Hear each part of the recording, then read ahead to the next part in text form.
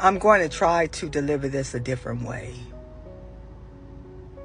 so that I can possibly get some people, even if just one, to think, so you can start having real conversations with people in our community about what is going on here. I'm not asking anyone to do anything that they are uncomfortable or afraid to do. But what I am asking and requesting of you is to research, to understand what is really going on here. The tactics, the evidence is so clear, but not so clear for many of you. For those of you that continuously speak to our community and say, this is not our fight, stay out of it, you are wrong. You are more wrong than you will ever, well, you gonna know. And this is what I am trying to prevent. The longer that we lie to ourselves and say this is not our fight, because it is our fight. It has always and will always be our fight in this country here for African Americans. You are allowing these people to use these immigrants as practice, to learn from their mistakes, to see what they can get away with and what works and what doesn't work, so they can come for the big dogs, which is us. And if you think staying out of it and looking the other way is the safest thing, it is the most dangerous. We are stronger in numbers. We are stronger in numbers. And is this a dangerous thing that I am speaking of? It has been dangerous. But what most of you that are speaking out, telling the wrong thing, is that it is going to become far more dangerous than what we are witnessing. They are preparing for the big dogs. And we are the big dogs. They are learning from their mistakes. They are preparing and practicing and getting understanding of what strategies and tactics work. They are normalizing making these people disappear. So when they come for us, it is normal. It is business as usual.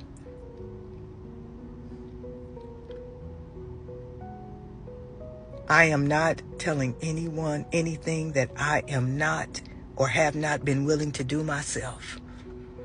See, you have to make peace with yourself and make a commitment to you regarding how you gonna offer yourself up to this.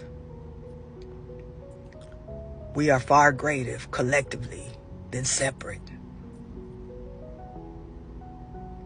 Pay attention, see what's going on.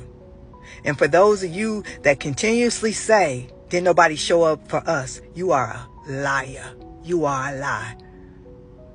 There have always been people with us.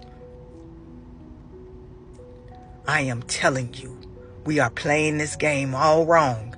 And if we do not get focused, get involved some kind of way, we are going to pay far greater than what we are witnessing today. They are practicing. They are strategizing. We are greater in numbers than separate. Come get me in the crowd. Don't wait till they get you on your own. So what is the most important story in our news right now, in our country, in this moment in American history? I mean, there is clearly, I think if we're being honest, we sort of stop beating around the bush about it. There's really no question what the United States is up against right now. I mean, the intentions of this president are not a mystery. There's no suspense. There's no ambiguity, right? We know exactly who he is. We know exactly what he wants to do to the country, right? No question, no mystery. It's as plain as day. The real question we are contending with, the real black box, the real drama, the story that really does need to be dug up and explained and told in our country because it is as yet undecided.